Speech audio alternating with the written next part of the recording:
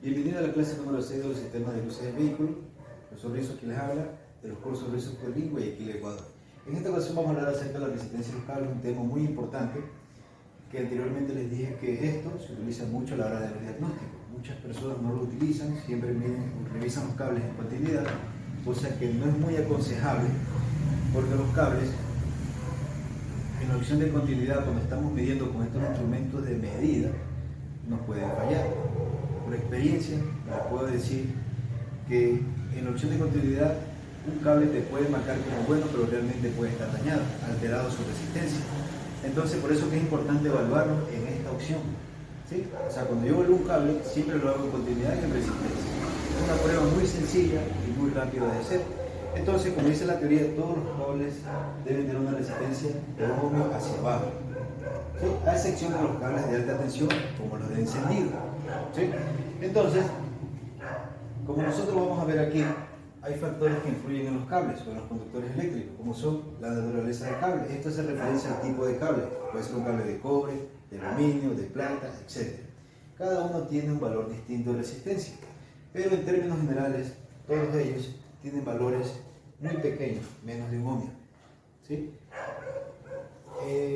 El otro factor importante es la longitud del conductor. O sea, cuando nosotros armamos un circuito eléctrico no podemos poner una longitud demasiado larga porque va a afectar el circuito. Por eso hay una determinada longitud que se puede utilizar sin afectar el circuito eléctrico.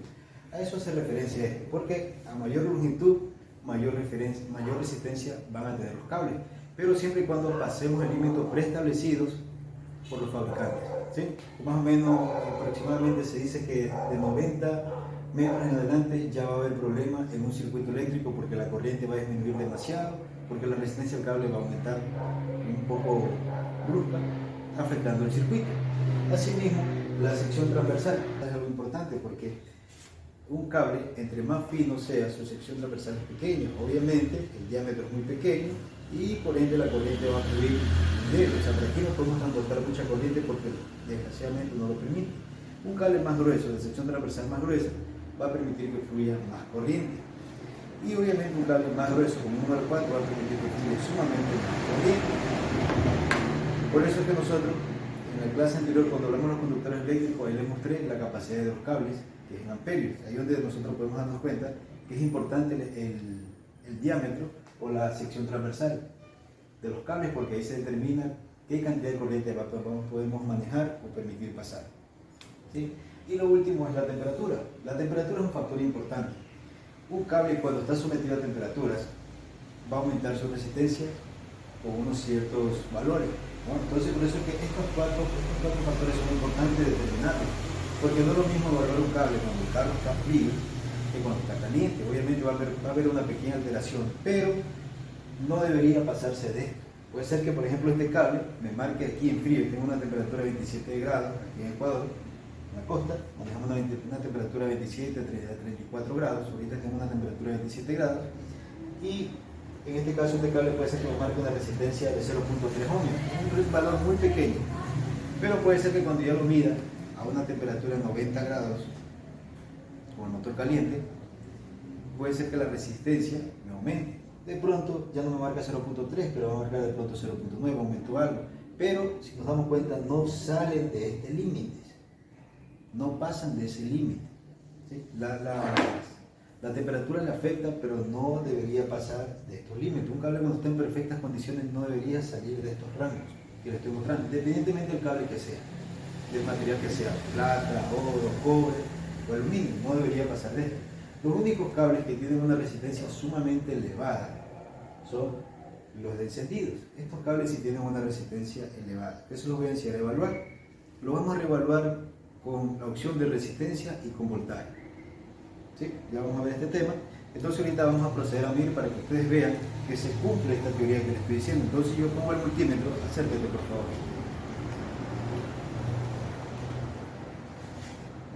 Aquí en la mesa. Voy a poner el multímetro. Para medir los cables siempre lo ponemos en la opción de 200 ohmios o 600 ohmios. En esta opción de aquí siempre colocamos 600 ohmios o 200 ohmios, depende del multímetro. En este caso mi multímetro tiene 600 ohmios y lo voy a medir. Y observen el cable, lo cogemos de extremo a extremo, y vemos la resistencia que tiene. Una resistencia, debería tener una resistencia, este cable debería tener una resistencia muy pequeña. Vamos a sujetarlo bien aquí.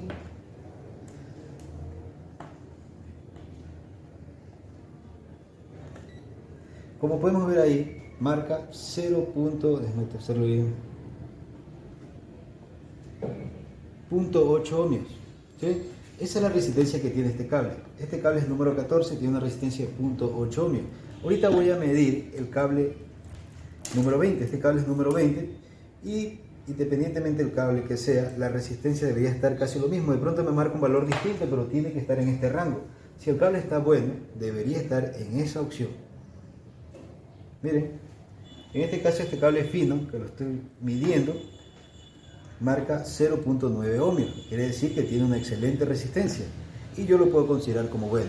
En la opción de continuidad ya les he dicho que también sirve para medir los cables, pero no es muy confiable, porque cuando estamos en la opción de continuidad, un cable puede tener de estas hebras, suponiendo que aquí hayan 30 hebras de pelo de cobre, y de pronto una hebrita está buena y el resto está sulfatado.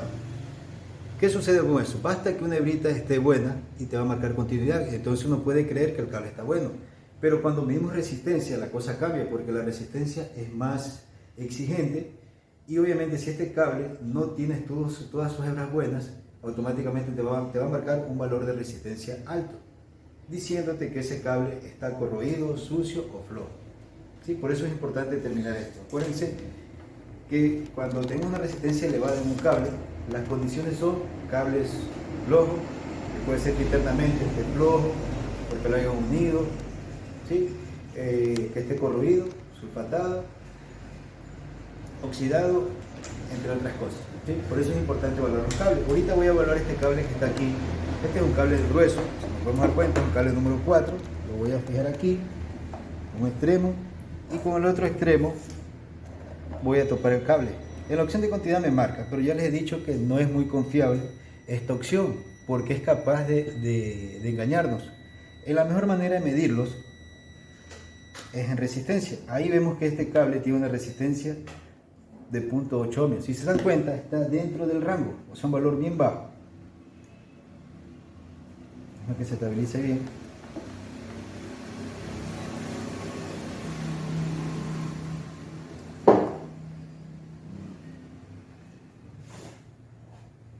Sí, bueno, ahí marcó un ohmio, no está haciendo bien contacto, pero está dentro del rango. ¿Se ven? Está en la medida, el cable no está alterado. Si este cable estuviera dañado, obviamente va a marcar una resistencia muy alta, de 300, 400, incluso hasta millones de ohmios. Entonces, de esa manera hemos probado los cables en la opción de resistencia. En los temas de la resistencia de los cables, la aplicación más grande que podemos tener en esto es para poder revisar la tierra del motor o la caja, que es la misma, y la tierra del chasis, ya que estas tierras, si se dañan, o sea, si se sulfatan, se corroen o están flojas, van a afectar a muchos circuitos. Pueden ser las luces, que el motor no te prenda, que el motor de arranque no tenga fuerza, que el alternador no cargue, que la misma computadora del vehículo tenga problemas, porque la computadora del vehículo agarra tierra de chasis y de motor. Entonces son importantes esas dos tierras, siempre evaluarlas. Lo primero que uno debería hacer a la hora de evaluar un carro es revisar primero la batería y luego revisar las tierras. De ahí deberíamos empezar siempre para cualquier diagnóstico. Entonces, ¿cómo vamos a medir esta tierra? Para medir la tierra del chasis y saber si está en perfectas condiciones, ya les dije que tienen que dar unos valores, como son cables, tienen que dar unos valores de menos de un ohmio. Si marcan menos de un ohmio, significa que la tierra del chasis o del motor, la que estemos midiendo, nos estaría en perfectas condiciones siempre y cuando estén dentro de este rango. Entonces, para medir esto, aquí tengo un multímetro.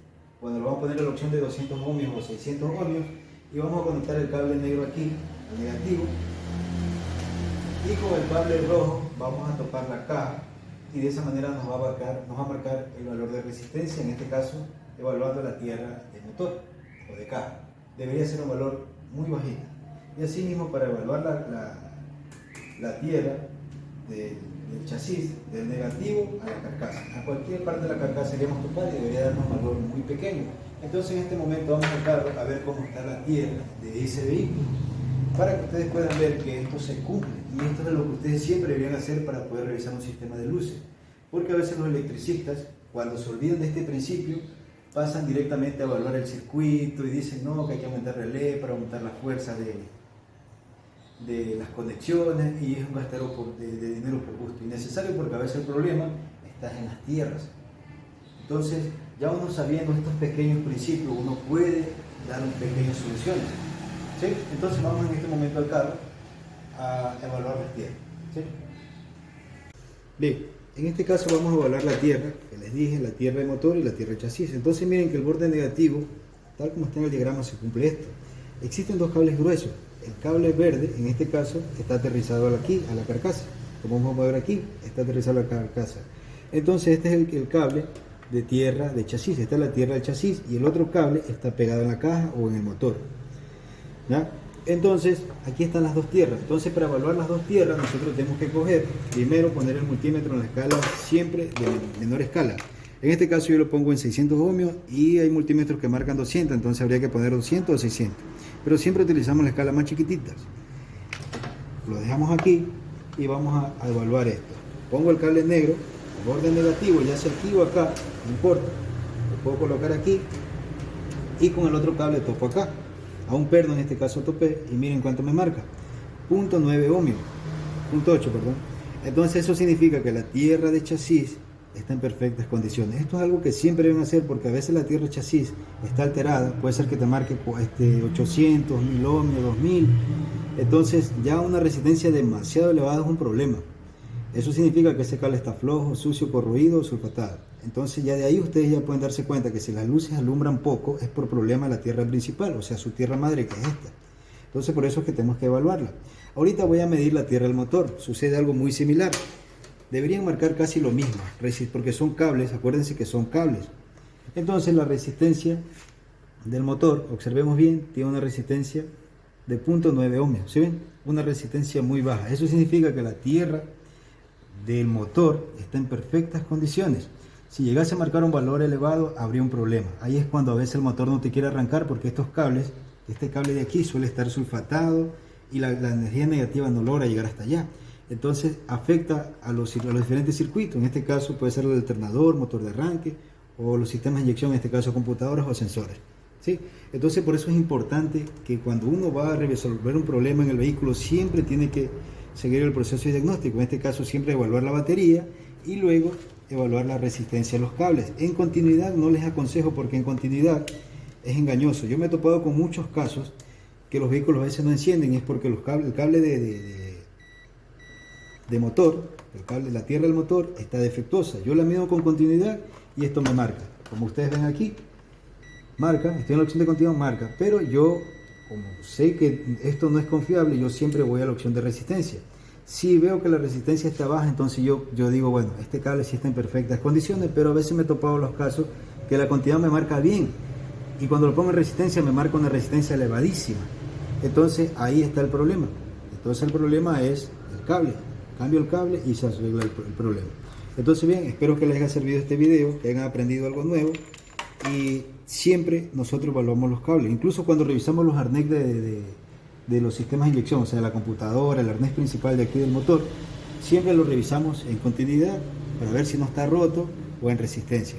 Entonces, en las dos opciones uno siempre tiene que evaluarlo, en continuidad, y rapidito después pasamos a la opción de resistencia, y de ahí determinamos si el cable vale o no vale. Entonces, muchas gracias, espero que se suscriban. Cualquier inquietud me la hacen en la caja de comentarios y yo les responderé. Que tengan un buen día. Gracias.